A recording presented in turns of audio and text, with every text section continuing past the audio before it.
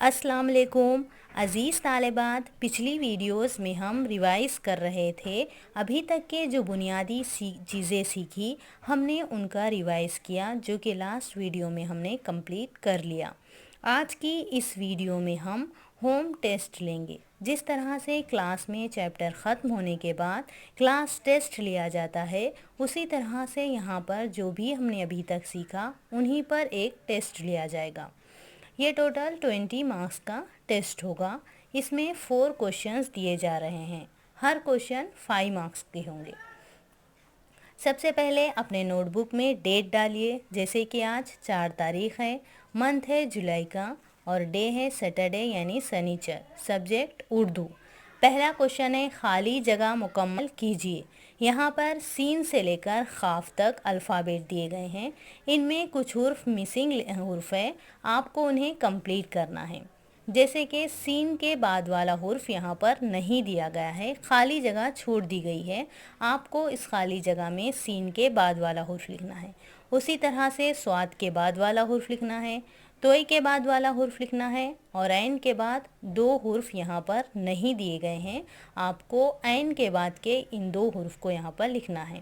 یہ total 5 marks کا question ہے. دوسرا کوشچن ہے پیش والے حرف کو دائرہ لگائیے.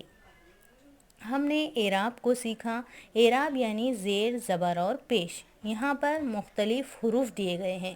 جیسا کہ آپ دیکھ سکتے ہیں کہ یہاں پر تینوں بھی اعراب کا استعمال ہوا ہے، لیکن کوشچن میں ہم کو کہا جا رہا ہے کہ صرف پیش والے حرف کو دائرہ کرنا ہے. تو یہاں پر آپ کو پہچاننا ہے ایسا حرف جس پر پیش ہے اور انہیں دائرہ کرنا ہے، مینس اس حروف کو اس طرح سے سرکل میں لینا ہے.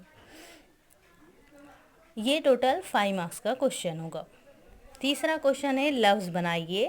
ہم نے اعراب کا استعمال کرتے ہوئے 2 حرفی الفاظوں کو پڑھا. تو یہاں پر بھی اسی طرح سے 2 حرفی الفاظ دیے گئے ہیں، لیکن انہیں توڑ توڑ کر لکھا گیا ہے. آپ کو انہیں جوڑ کر ایک لفظ کی شکل دینا ہے. جیسے کہ الف زبر آ اور بے دیا گیا ہے یہاں پر، تو آپ کو انہیں ایک لفظ بنانا ہے اور یہاں پر لکھنا ہے. یہ بھی ٹوٹل 5 مارکس کا کوشچن ہے.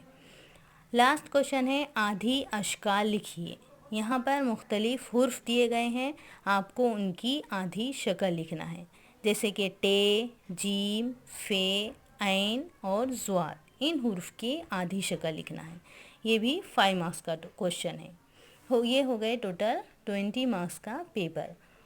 امید ہے کہ آج کی یہ ویڈیو آپ کو سمجھ میں آئی ہوگی اور انشاءاللہ اسے آپ آسانی سے سولو بھی کر پائیں گے. گھر میں اپنے بڑوں کی مدد لیتے ہوئے اسے خوش خط پہلے اپنے نوٹ بک میں لکھیے اور اطمینان سے گھر میں بیٹھ کر اسے حل کیجیے. امید ہے کہ اس سے آپ کو ضرور فائدہ پہنچے گا. شکریہ.